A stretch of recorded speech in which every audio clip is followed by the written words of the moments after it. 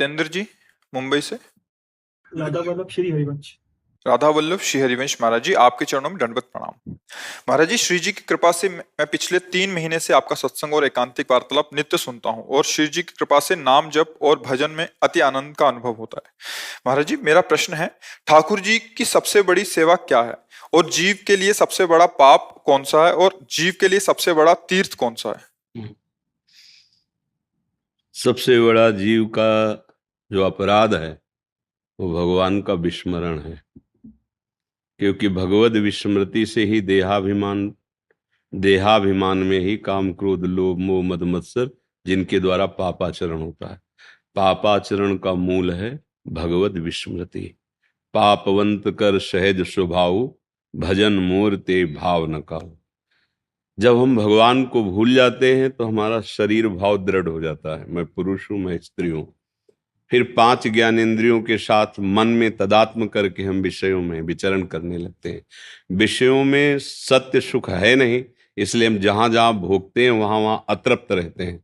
फिर हमें लगता है ये शरीर नहीं वो शरीर, ये वस्तु नहीं वो वस्तु, ये पदार्थ नहीं वो पदार्थ। पूरा जीवन पाप कर्म में लिप्त हो जाता है। पाप ऐसे भगवत प्रसन्नता सबसे ज्यादा किसमें होती है? जैसे अपना बच्चा घर से बाहर निकल गया और बाजार में खो गया। अब उस पिता से पूछो कि सबसे ज्यादा आपको प्रसन्नता की वस्तु क्या होगी, तो दौड़ के बालक लौट के आए छाती से लग जाए। समझ रहे? ममई वांशो जीव लोके जीव भूता सनातन मन कष्टान इंद्रियाणी प्रकृति स्थान कर सकती। तू मेरा अंश है, सब मम प्रिय सब मम उपजाए। तू मेरा बच्चा है, मेरी माया की बाजार में, पर मेरी माया है, खेल लो जिस दिन तुम लौट कर कहोगे। ऐसे बस प्रभु की सबसे बड़ी प्रसन्नता का हेतु यह है कि आप भ्रमित होकर के जो मैं मेरा तय तेरा में लिप्त हो गए, इसे छोड़ दें और उनकी अखंड स्मृति में हो जाएं। यही प्रभु की सब साधन कर यह फल सुंदर, प्रभु पद पंकज प्रीति निरंतर। बस तो प्रभु प्रसन्न कब? जब हमारी अखंड स्मृति, अखंड स्मृति में ही प्रभु की प्रसन्नता है। हमारी अखंड स्मृति ऐसी कि त्रिभुवन की राजलक्ष्मी देने पर भी आधे पल को अपने प्यारे श्री कृष्ण का, अपने प्यारे हरि का विस्मरण न करें।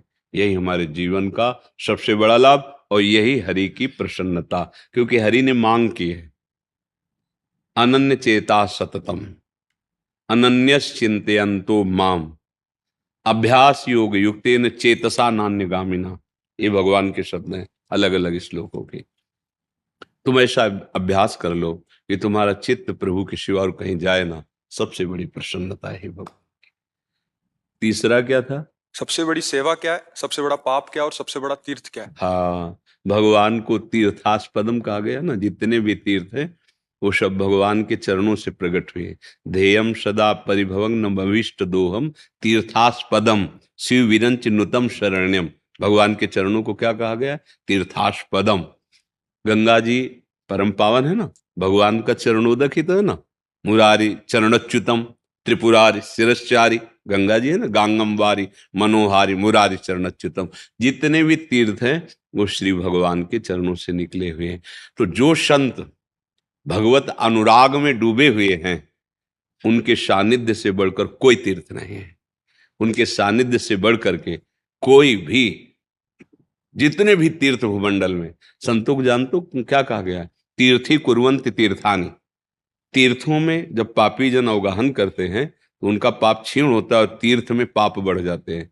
और जब भगवत प्रेमी महात्मा जो तीर्थ जहां से प्रकट हुए, उन भगवान श्री हरि को अपने हृदय में लिए हुए विचरण कर, वो जब तीर्थों का स्पर्श करते तो तीर्थ निष्पाप हो जाते हैं। उनमें निष्पाप करने के सामर्थ्य भी आ जाती। तीर्थी कुर्वन्ति तीर्थानि, तीर्थों को तीर्थत्व प्रदान करते हैं वो महापुरुष जो निरंतर भगवान का चिंतन करते हैं। तो संतों के सानिध्य से बढ़कर पवित्र कोई तीर्थ नहीं, भगवान की स्मृति से बढ़कर भगवान की प्रसन्नता का कोई हेतु नहीं, और भगवान को भूल जाना इससे बड़ा कोई पाप नहीं। कह हनुमंत विपत्ति प्रभु सोई, जब तो सुमिरन भजन न होई। हानि हरिवंश के नाम अंतर परे, लाभ हरिवंश। हमसे पाप तभी बनता है जब हम भगवान को भूल जाते हैं।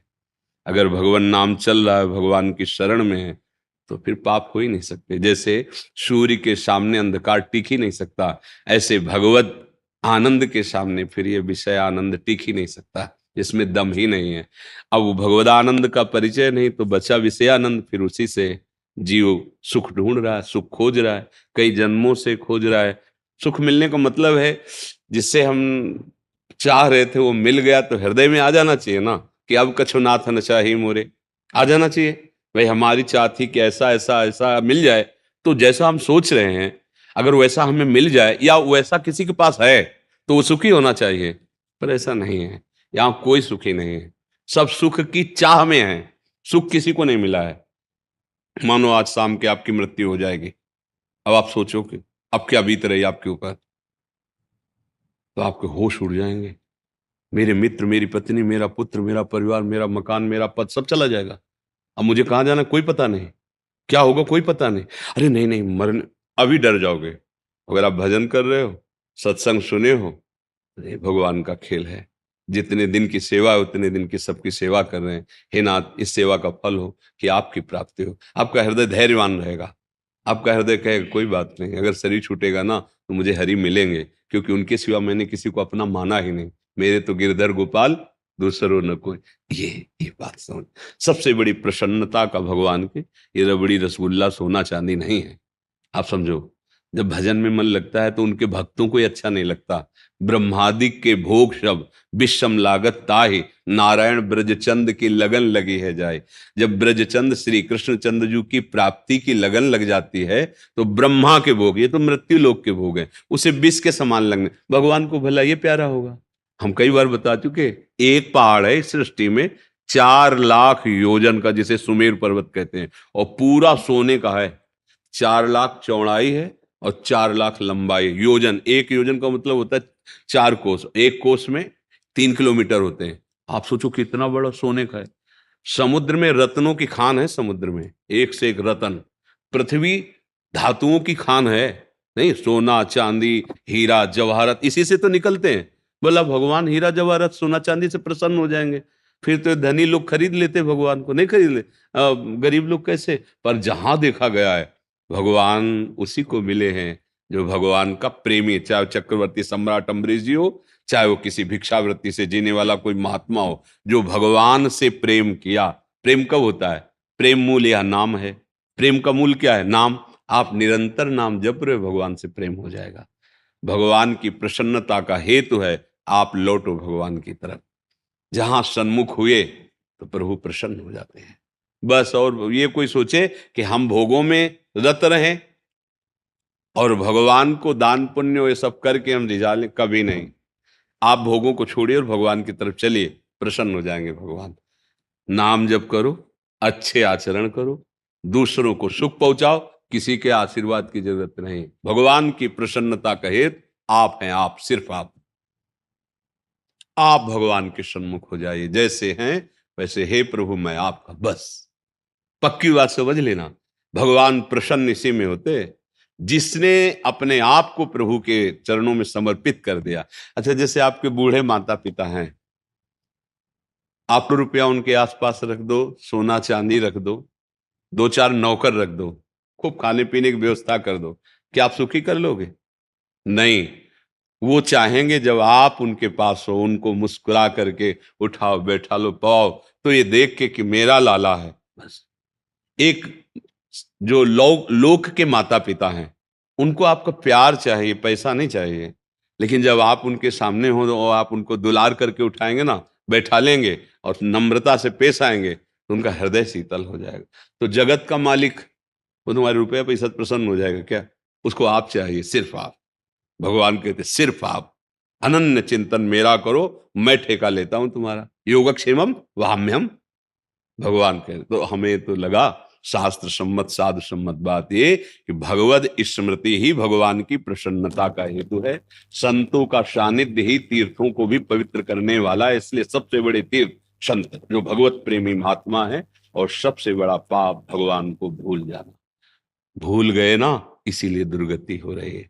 और याद है तो आबाद है, भूला है तो बर्बाद है नहीं? हम लोग भगवान को अगर भूल गए तो माया में फंस गए। भूमि परत भा ढाबर पानी, तिम जीवई माया लपटानी। भूल गए प्रभु को, स्मृति हट गई प्रभु की। अगर स्मृति है तो फिर कोई भी पाप हो ही नहीं सकता, क्योंकि पहले चिंतन होता है। नहीं होता? देखो, कोई कोई कर्म करने के पहले आप देखना, उसका प्लान बनता है अंदर, जिसे शास्त्रीय भाषा में चिंतन कहते हैं। फिर संकल्प बनता है, निश्चित ऐसा ही किया जाएगा, फिर क्रिया होती है। तो इतना समय कहाँ है जो भजन कर रहा है? वो तो वो खाली हृदय में बैठे बैठे ये सब कल्पनाएं होती रहती। भजन हो रहा है तो अगर स्फुरित भी होगा तो उसकी काट शुरू हो गई, क्योंकि नाम चल रहा है, जलन पैदा होगी, संकल्प बनेगा नहीं, बन जाएगा तो नष्ट हो जाएगा, क्रिया ही नहीं हो पाएगी।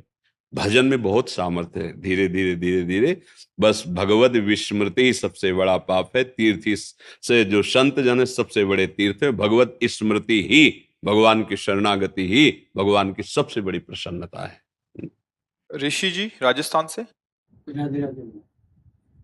परम पूज्य गुरुदेव भगवान, आपके चरणों में कोटि कोटि दंडवत प्रणाम।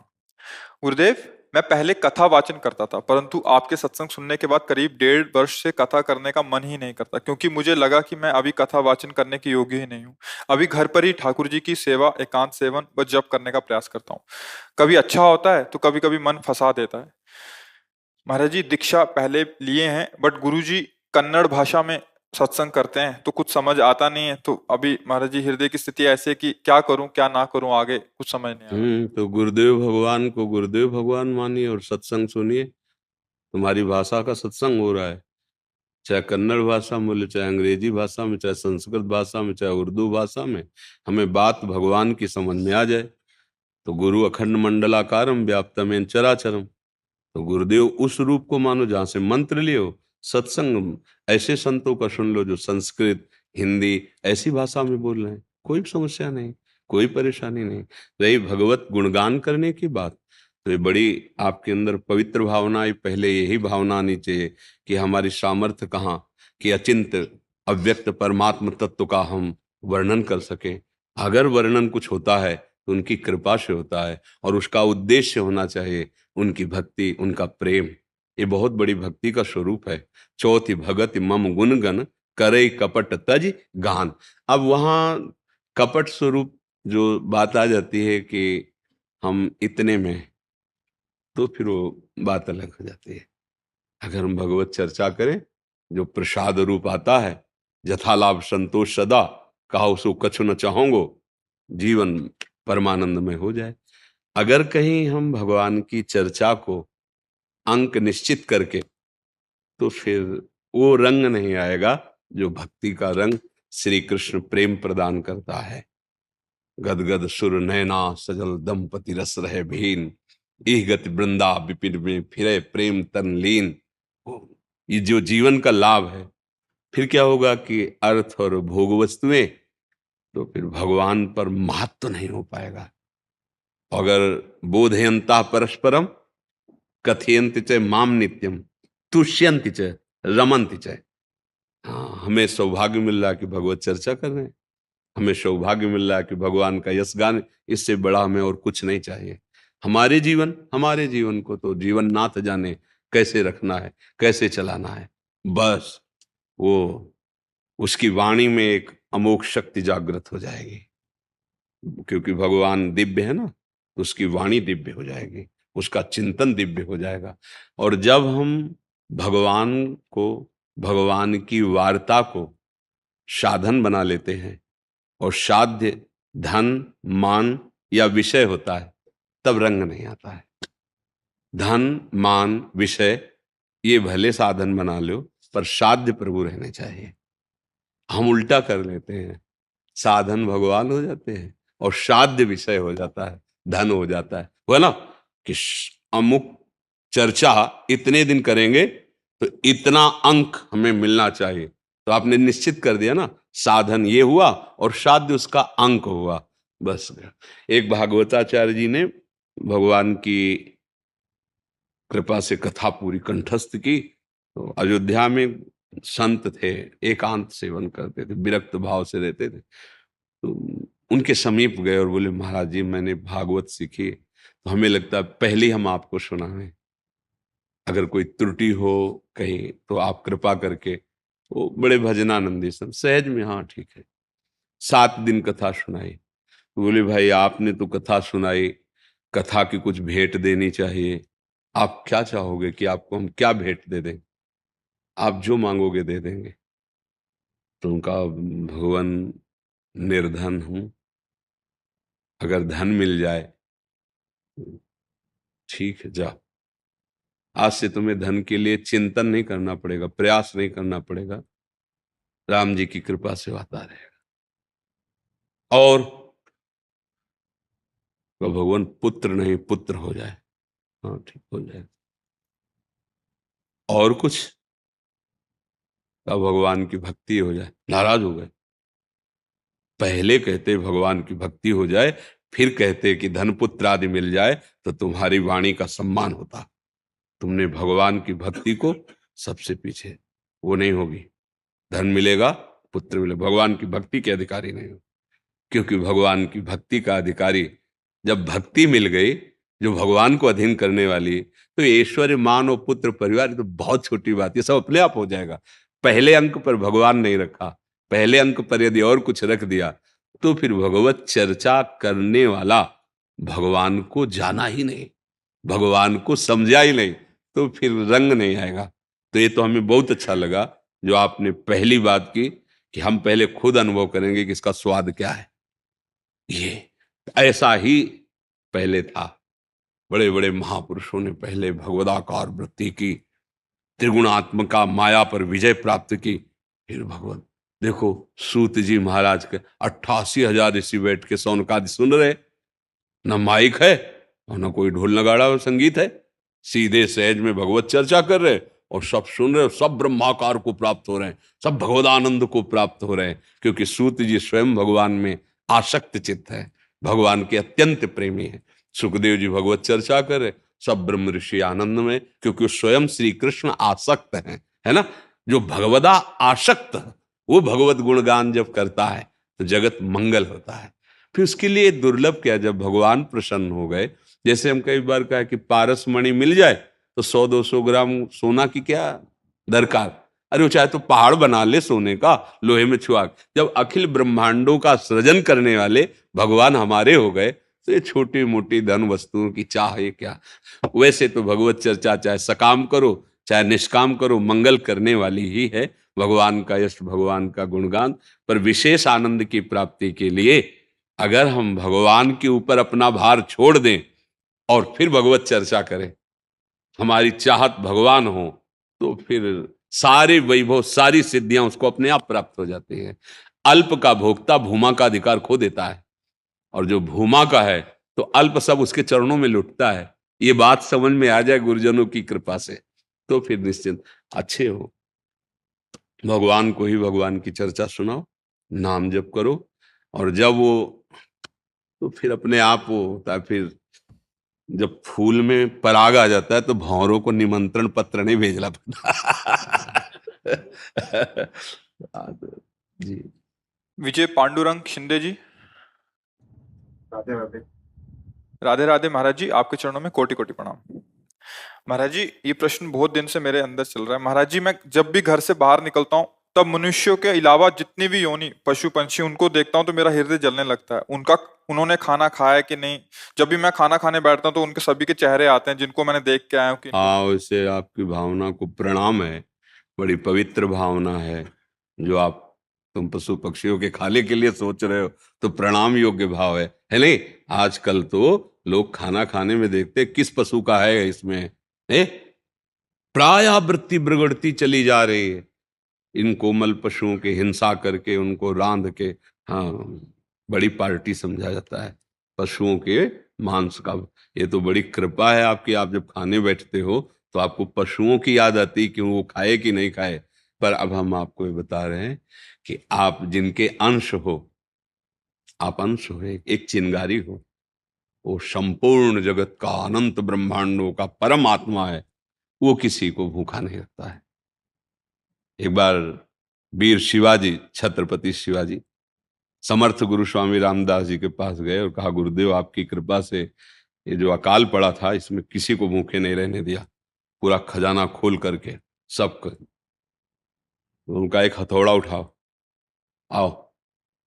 वैसे चट्टान सी थी पत्थर की, बोले तोड़ो इसे। तोड़ा तो मिट्टी में दबे हुए मेढक थे, तो हास्ट पुष्ट एकदम। बोले इनको खवाया? बोले नहीं गुरुदेव। बोले कैसे बोल दिया कि अकाल में सबका भरण पोषण किया? सबका भरण पोषण करने वाला वो समर्थ प्रभु है, तुम्हें एक निमित्त मात्र बना दिया है, वो सबका भरण। कोई कोई पशु है कि कुंतल कुंतल मांस उनको चाहिए, एक एक कुंतल, ऐसे है ना इंसाक अजगर आदि, उनको ऐसे भगवान उनको देते, उनका पेट भरते। किसी को 2 चोंच चाहिए तो वो जल दे देते, अन्न दे देते, वायु दे देते, जिसको जो चाहिए। अभी थोड़ा अल्पज्ञ है इसलिए हमको ऐसा लगता है वो अनंत ब्रह्मांडों का भरण पोषण कर रहा है, वो स्वामी है सबका, वो महामहिमा में है। उसकी तरफ सोचो कि जैसे वो हमें थाल दे रहा है भोजन की, ऐसे अनंत ब्रह्मांडों का भरण पोषण, जिसको आप देख नहीं सकते, जिसको आप सुन नहीं सकते, वो भी ऐसे जीव है सृष्टि में, आप नहीं देख पाएंगे, उनका भी भरण पोषण कर। वो एक छोटे से छोटे अणुअणियान महतो महियान, वो छोटे से छोटे जीव में भी आराम से शयन किए हुए है, बड़े से बड़े में सबसे बड़ा वो। हम जितने साव हैं अनंत ब्रह्मांड, उनके रोमकूप में वास करते हैं। दिखरावा माते तिन अद्भुत रूप अखंड, रोम रोम प्रति लागे कोटि कोटि ब्रह्मांड, ब्रह्मांड निकाया निर्मित माया, रोम रोम प्रतिवेद कहे। ऐसे भगवान सबका भरण पोषण, जैसे माँ की गोद में बैठा हुआ बच्चा ना, ऐसे अनंत ब्रह्मांड विराट भगवान की गोद में बैठे, वो सबको ऐसे देख रहे हैं। जैसे गोद में बैठे हुआ बच्चा को पता है ना भूखा कौन है प्यासा कौन है, सब ऐसे भगवान सबको देख रहे हैं। सबका भगवान कर्म के अनुसार हिसाब किताब कर रहे हैं। जो चीजें हमारे माता पिता की प्रॉपर्टी से वो सब फ्री हैं, वायु, जल, तेज। देखो सूर्य, तो थोड़ी देर लाइट जलती बिल जाता है, पूरे विश्व को प्रकाश दे रहे, कोई बिल देता है सूर्य भगवान का? पृथ्वी में वास कर रहे, जल वायु सब फ्री मिल रही, नहीं भगवान की तरफ फ्री। अब जो हम चाह करते हैं तो उसमें योग्यता है, आपके पुण्य कितने हैं, आप किस योग्य हैं, वैसे पद मिल रहे हैं, वैसे सुख सुविधाएं मिल रही। आप पाप कर्म के हैं, वैसे दुख मिल रहे हैं, वैसी दुविधाएं मिल रही, विपत्ति मिल रही। बगैर जो भगवान की तरफ से वो सब फ्री है। कोई भी जीव भूखा नहीं रहता। हाँ, अब उसने ऐसा कर्म कर दिया, ऐसे अपराध कर दिए, फिर वो दंड रूप मिलने। मनुष्यों को भी तो मिल जाता है जेल में, अब जो मिले सो खाओ, जैसे रखा जाए वैसे रहो। नहीं तो स्वतंत्र अगर अच्छे कर्म करो तो आप देखो कोई भूखा नहीं, कोई भूखा नहीं। सबको कहीं न कहीं से भगवान कोई चल के दे आता है, कोई चल के ले आता है, और जिसकी कोई व्यवस्था नहीं तो आप रूप बदल कर जाते हैं, पवाते हैं, हाथ जोड़कर प्रणाम करके पवाते हैं, बहुत दुलार करते हैं। वो आदमी समझ नहीं पाता कि कौन आया, तो उसको लगता कोई भगत आया, तो भगत नहीं आता, जगत का मालिक आया था कि मेरे बच्चे तुम भूखे नहीं रह सकते। पक्का भरोसा हो या ना हो तो भी नहीं भूखा, ये भूखे मर गया ऐसा नहीं कह सकते, ऐसा नहीं कह सकते। वो विश्व का भरण पोषण करने वाला किसी को भूखा नहीं। तो इस बात से आप निश्चिंत रहिए, पूरी सृष्टि उसकी है। प्रश्न ये था गुरुदेव कि जब मैं खाना खाने बैठता हूँ तो सारे पशु जानवरों की पक्षियों की मेरे को मतलब चेहरे दिखाई देते हैं, तो मैं खाना खा नहीं पाता हूँ, हृदय में जलना शुरू हो नहीं जाता नहीं, है। अब इसमें समझो, आप बात समझो, ये अभी कोई ज्ञान थोड़ी हो गया, या ज्ञान की ही तो दशा है ना इसमें। हाँ, इसी को निवृत्ति करना है। उनमें सब में भगवान को देखो, सब रूपों में भगवान ही है ना, वो सब भगवत स्वरूप हैं, तो तुम्हारा कल्याण हो जाएगा। नहीं, एक पशु के ही प्रेम में महाराज भरत अगला जन्म हिरण का हुआ था, पढ़ा है तो सुना है कि नहीं सुना? नहीं सुना होगा। हाँ, गंडकी नदी में भजन कर रहे थे, तो हिरण के प्रेम में, हिरण के चिंतन में अगला जन्म हिरण का हुआ था। सब में भगवान है, सबका भरण पोषण वो ही कर रहे हैं। भाव सुधारो, नाम जप करो, प्रसाद भगवान को भोग लगा के आप प्रसाद पाओ, और ये बात करो, मन में सोचो कि विश्वात्मा भगवान हमारे अंदर पा रहे हैं, तो सब चराचर जगत को प्राप्त हो रहा है। जब सुदामा जी के तंदुल पा रहे थे ना, तो पूरी सृष्टि तृप्त हो रही थी। जब दुर्वासा जी को दुर्योधन ने प्रसन्न कर लिया चातुर्मास में, तो वो चाहता था पांडवों का विनाश, तो पांडवों ने एक सूर्य की बटलोई प्राप्त की थी सूर्य जी को भजन तपस्या के द्वारा, कि जब तक द्रौपदी जी नहीं पाएंगे तब तक उस बटलोई से जो व्यंजन चाहो सब पदार्थ निकलेंगे, जितने को पवाना चाहो पा सकते हैं, पर द्रौपदी जी पा लें तो फिर उसमें कुछ नहीं निकलेगा। वनवास था 12 वर्ष का, तो दुर्योधन दुशासन ने दुर्वासा जी को प्रसन्न करके कहा कि आप हम पर एक कृपा करें। तो कहा बोलो। बोले जिस समय द्रौपदी जी पालें उस समय आप चले जाना अपने 60,000 शिष्यों के साथ, हमारे भाई का स्वागत स्वीकार करना महाराज युधिष्ठिर का, यही हमारी इच्छा है। क्योंकि जानते थे जहां जाएंगे और भोजन की व्यवस्था होगी तो साफ मिलेगा, नष्ट हो जाएंगे। वो गए ठीक उस समय जब द्रौपदी पाकर बटलोई पवित्र करके रख दी थी माज के। अब किसी गृहस्थ के यहाँ अगर संत आते हैं तो बनता है महाराज प्रसाद पाइए आइए, तो यो तो धर्मराज है साक्षात, प्रणाम किया, अर्घ्यपाद्य अर्पित किया महाराज, तो उनका हम स्नान करके आते हैं, आप तैयारी कीजिए। 60,000। और द्रौपदी से पूछा तुमने पा लिया? बोले हाँ पाके पात्र मार्जन। वो शोक मग्न हो गए, होगा क्या 60,000 के लिए तो फल फूल भी हम इकट्ठा नहीं कर पाएंगे, बटलोई से होता चल जाता, अब द्रौपदी ने पा लिया, अब बचा नहीं। तो द्रौपदी ने कहा मूर्छित क्यों हो गए? तो उन्होंने बताया ये सारे कहा तुम एक बटलोई को, अरे जो अनंत ब्रह्मांडों का भरण पोषण करता है तुम्हें उसकी याद नहीं आई? पुकारा श्री कृष्ण, तो पीताम्बर फहराते आ गए, कृष्णा द्रौपदी मुझे भूख लगी। बोले समस्या तो यही है ला, 60,000 महात्मा भी है, उनको भोजन पवाना, आप कह रहे हो भूख है। अब वो बटलोई जो वरदान वाली उसको तो धोखे, बोले लाओ तो बटलोई। एक सीत निकाला, कर तुम अकर तुम अन्यथा कर तुम। पहली बात तो सूर्य का ये वरदान था कि द्रौपदी के पाने के बाद उसमें कुछ नहीं बचेगा, तो सीत कैसे बच गया? दूसरी बात, कोई भी पवित्र भाव रखने वाली अब पात्र को जूठा कैसे रख देगी कि उसमें लगा रहेगा? द्रौपदी जैसी वो भला पवित्र पात्र रख देंगे धुला हुआ, लेकिन कर तुम अकर तुम अन्यथा कर तुम। एक सीख से एक सीत निकाला और ऐसे का विश्व पूरा तृप्त हो गया। जाओ बुला लो। दुर्वासा जी जितने ऋषि थे सब यहां से भरे थे, जब गए बुलाने के लिए महाराज तो उनका वरदान ले लो हमसे, हमारी एक कवल खाने की इच्छा नहीं है। समझे आप? वो एक सीत पाले तो पूरा विश्व तृप्त हो जाता है। तो जब आप पावना तो भावना करो, वो कृष्ण हमारे हृदय में बैठा है, हम उसको पवा रहे हैं और उसके द्वारा सारे विश्व का भरण पोषण होगा। ऐसी भावना से आओ। ऐसे देखो भाव पवित्र है पर अज्ञान युक्त है, इसको और निर्मल बनाओ जिससे आपको परमानंद की अनुभूति हो जाए। प्रभु के सिवा और कोई नहीं है, ये आखिरी स्थिति होती जानना। पर अभी ये जान लो कि प्रभु सबका भरण पोषण करते हैं। आपकी दयालुता का स्वभाव है, तो संतों ने कहा दया बिना साधु कसाई, और दया करी तो आफत आई। बहुत होश में दया को संभालना है। दया बिना साधु कसाई और दया करी तो आफत आई, बीच का मार्ग निकाल लो।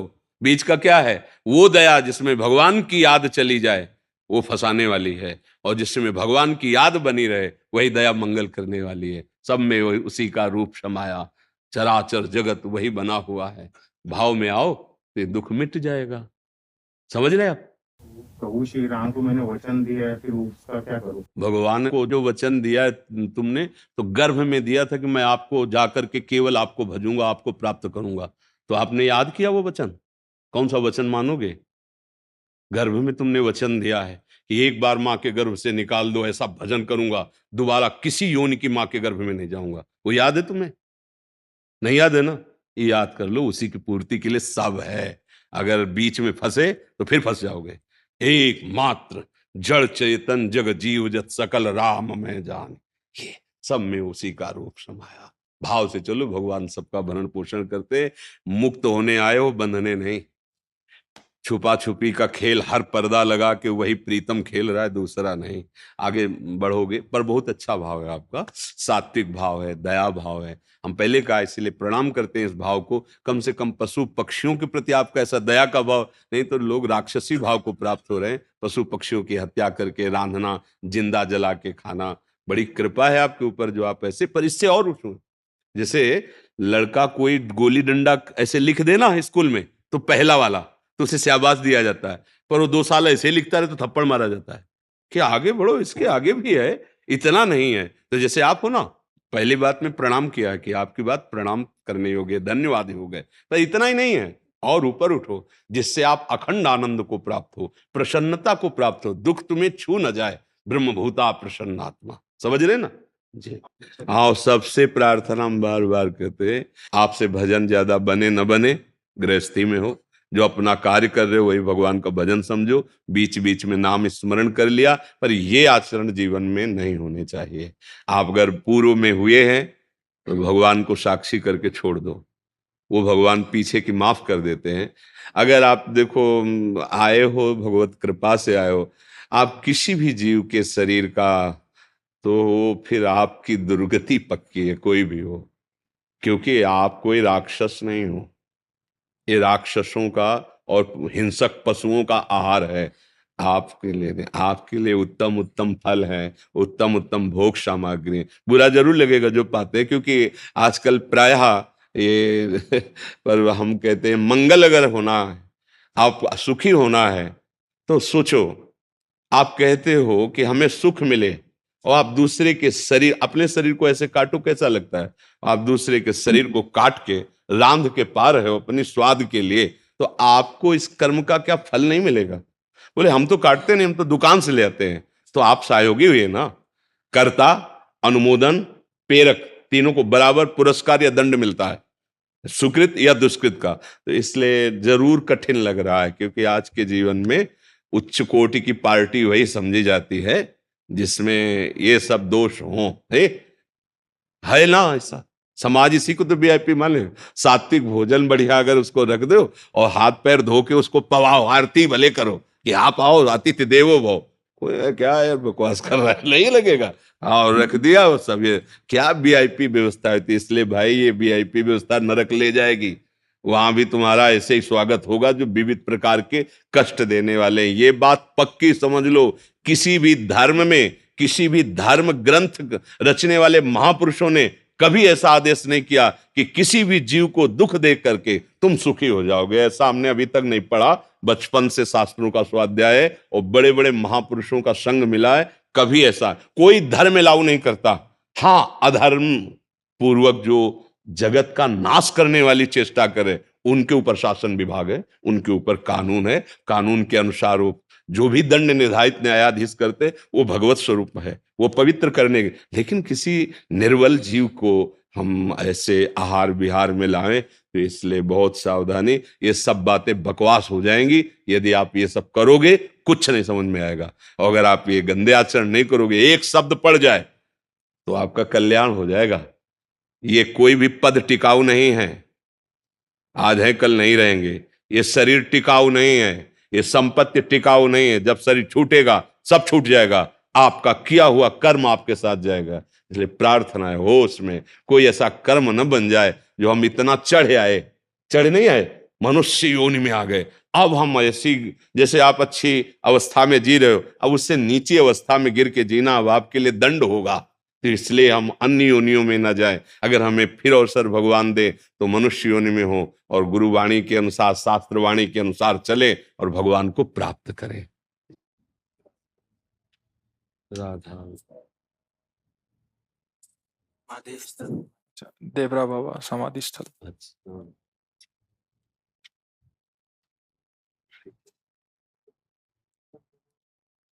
हाँ।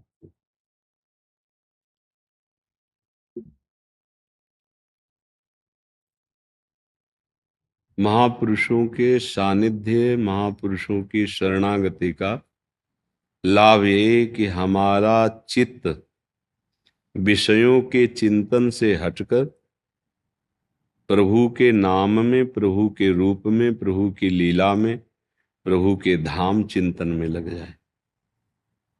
अगर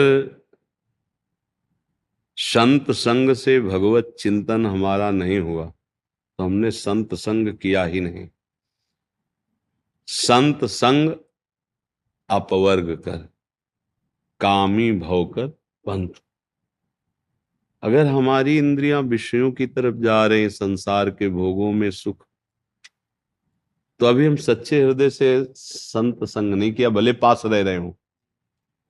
संत संग का स्वरूप ही है सर्व संगोपहो हिमाम।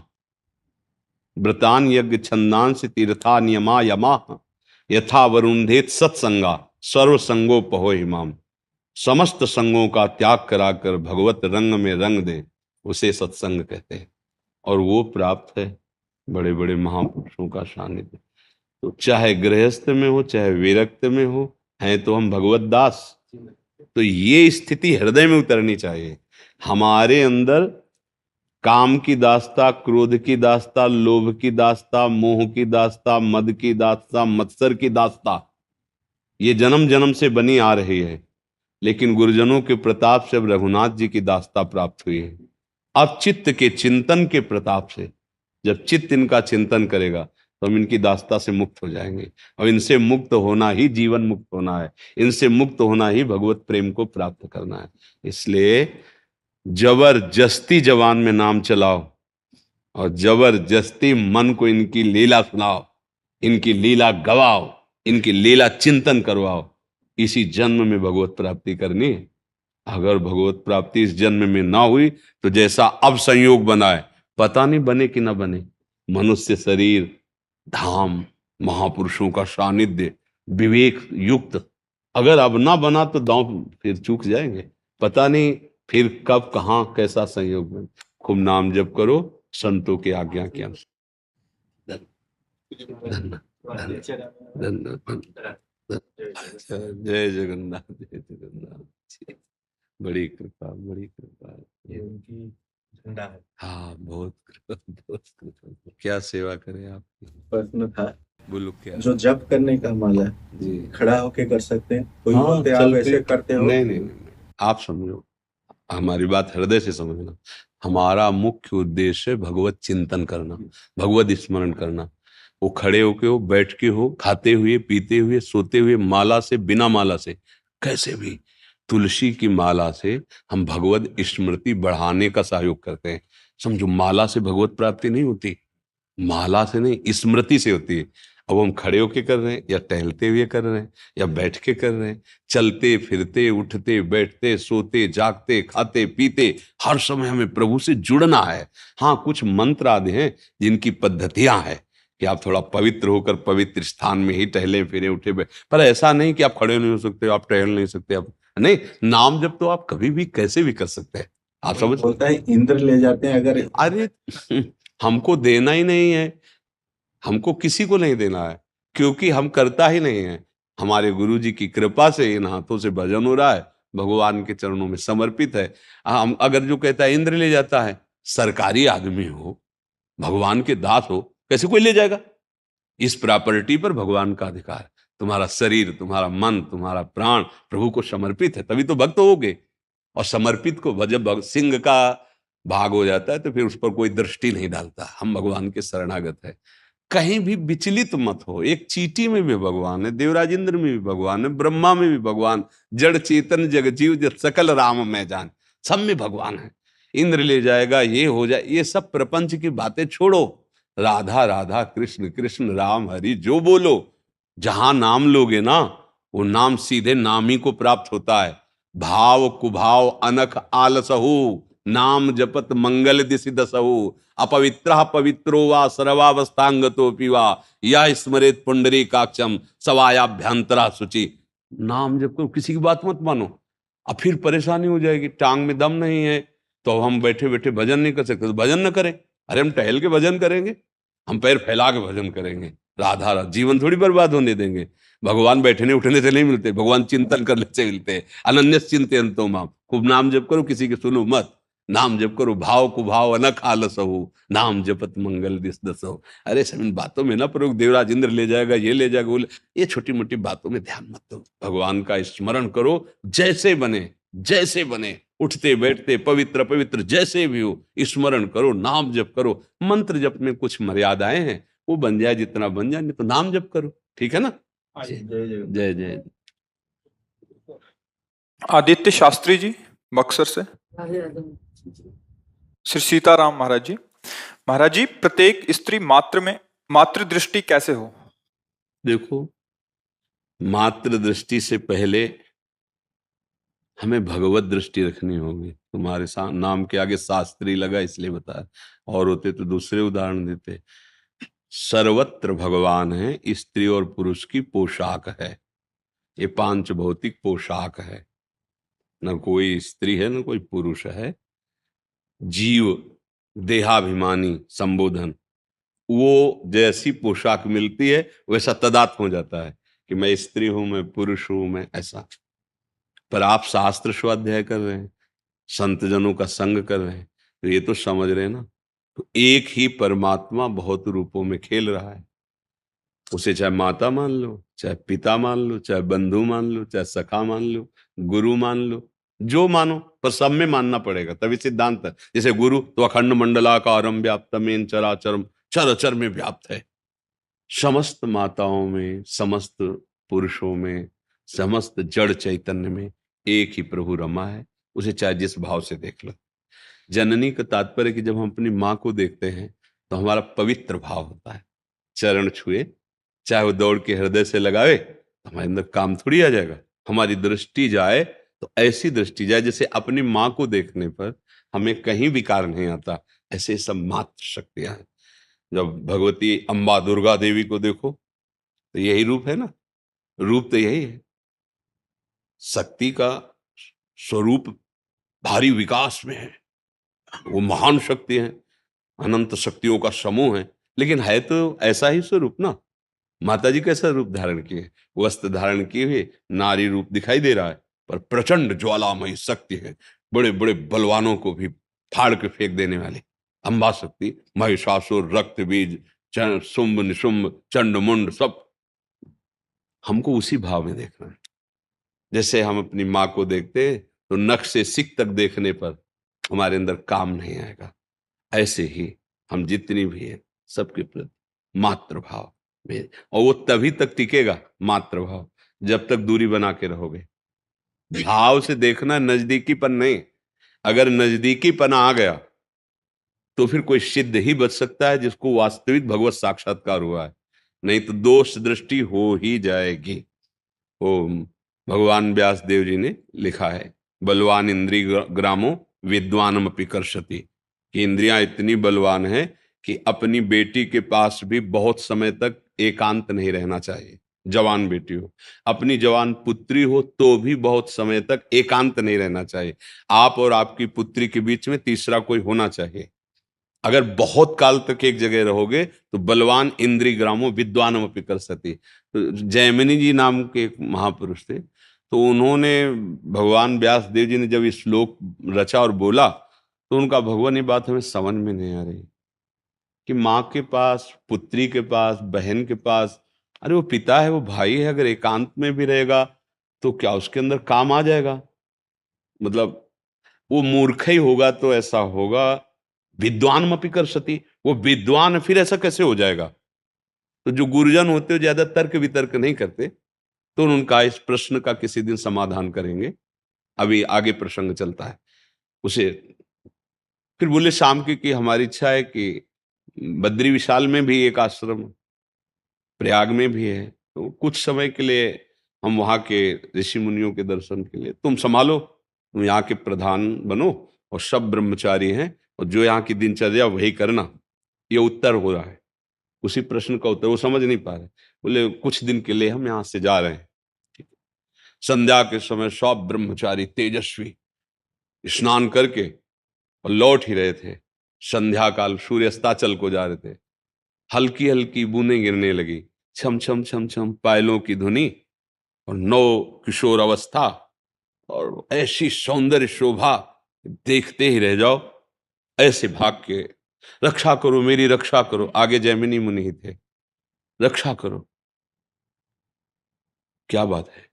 देखा नहीं, इसे नीचे देख, क्या बात है, कौन सता रहा है? मैं भटक गई हूँ, रात्रि का समय है, अगर एक रात्रि आपके यहाँ मुझे रहने को मिल जाए तो मैं प्रातः अपने स्थान को चली जाऊंगी, पर मेरी रक्षा करो, मेरा स्त्री शरीर है, मैं जंगल में रह नहीं सकती और मैं भटक गई हूँ। कहा नहीं, गुरुदेव का आदेश है, आश्रम में सब ब्रह्मचारी रहते हैं, वहां शरणागत हूं, अगर एक रात्रि रख लेंगे तो मेरा जीवन बच जाएगा, नहीं जंगली जानवर मार सकते हैं या कोई दुराचारी पुरुष ऐसा। विचार किया, बात तो सत्य है। तो उस समय कुछ में झोपड़ियां और कुछ खपरेले जिनमें ब्रह्मचारी जन रहते थे, तो एक छोटा खपरेले का दरवाजा लकड़ी का, ऊपर से खपरेला, बोले आप अंदर हो जाइए, अंदर से बंद कर लीजिए, कोई भी आवाज दे बिना प्रातःकाल के खोलना नहीं, और प्रातःकाल होते ही आप गंतव्य स्थान को चली जाना जहां जाना है। अब बैठे आके संध्या में, वही आवाज, वही रूप, बार बार हटाने की कोशिश की, हट नहीं रहा। तो मन में आया कि मैंने पूछा नहीं कि तुम जंगल में कैसे फंस गई, तुम किसकी बेटी हो, तुम्हारा ब्याह हुआ है कि नहीं हुआ है, तुम्हारा नाम क्या है, ये तो पूछा ही नहीं। पूछते हैं चल के। उठे, गए, दरवाजा खोलो, उनका नहीं, जैमिनी जी का आदेश है प्रातः। बोले मैं जैमिनी हूं, बोले नहीं, आदेश है, नहीं खुलेगा। तो ऊपर के खपरे हटा के, बांस की फंटियां होती उनको हटा के अंदर देखा, दिव्य रूप, निषेध है, चरण को देखते हुए वार्ता करो, दृष्टि नहीं। जो चाहे आपन कल्याणा, सुजस सुमति शुभ गति शुभ नाना, सो परनार लीलार गुसाई, तजो चौथ के चंद की ना। जैसे चौथ का चंद्रमा नहीं दर्शन, ऐसे लिखा है, काम भाव से किसी भी माता बहन के मुख को देखना या उसके अंगों को देखना निषेध है। उन्होंने देखा, कहा हम एक बात पूछना चाहते थे, आपका ब्याह हुआ है कि नहीं? तो और मुस्कुराते हुए कहा, नहीं, अभी कैसे हो सकता है, हमारी तो अभी नवकिशोर अवस्था है, हमारा भी ब्याह नहीं हुआ। बोले आप तो नैष्ठिक ब्रह्मचारी, आजीवन ब्रह्मचर्य का व्रत लिए। बोले यदि आप स्वीकृति दे तो ब्याह कर सकते हैं आपसे। तो कहा हमको तो बहुत सौभाग्य होगा कि आप जैसे ब्रह्मचारी, नैष्ठिक ब्रह्मचारी मुझे स्वीकार, पर मेरा एक व्रत था कि अगर मैं किसी को पति बनाऊंगी ना, तो उसकी पीठ में बैठूंगी, मुंह काला करूंगी उसके, और उसकी पीठ में बैठकर वहां जो जहां तुम स्नान करने गए थे वहां देवी का मंदिर, वहां तक ले चलो, वहीं फिर हम ब्याह की बात करेंगे। तो सोचा रात्रि का समय, कौन क्या है पीठ में। जो वहां पहुंचे तो उतर के 2 चपात लगाए और अपने स्वरूप में आ गए। व्यासदेव जी बोले क्या तुम विद्वान नहीं हो? बहुत बड़े विद्वान जैमिनी जी, क्या तुम विद्वान नहीं हो? क्या तुम्हारे लिए समस्त माताएं बहनें पूज्या भाव से नहीं है? कहां पहुंच गए, कहां पहुंच गए? बोले हाँ गुरु जी, बलवाल इंद्रिय ग्रामो विद्वान पिकल सती, आपने जो लिखा सत्य लिखा। अगर हम सानिध्य अधिक मर्यादा के विपरीत, तो हमारी इंद्रियां चंचल हो जाएंगी। भगवत भाव से, चाहे स्त्री हो चाहे पुरुष हो, एक मर्यादा की सीमाएं रखी गई, उन सीमाओं में रहते हुए भजन करें। इस भाव के लिए कहा, जननी सम जानो पर नारी, सब में मातृ भाव रखना। पर मातृ भाव सब में वही रख सकता है जो भगवत भाव से युक्त है।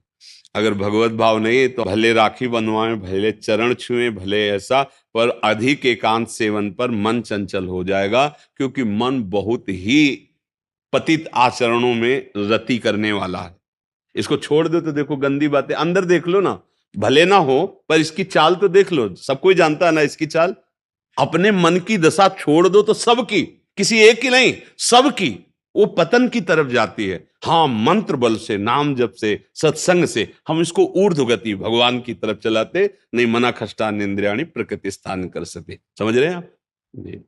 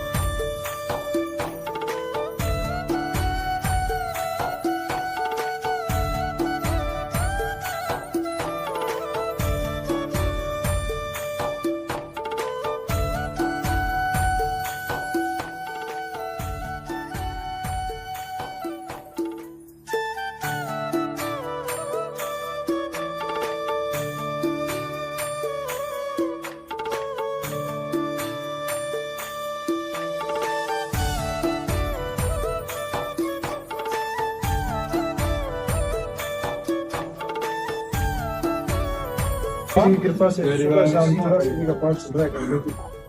तो आप निश्चिंत रहो। छुट 84 भ्रमंते निर्कय जुगल किशोर समर्थ श्रीमद चतुरासी जी ना।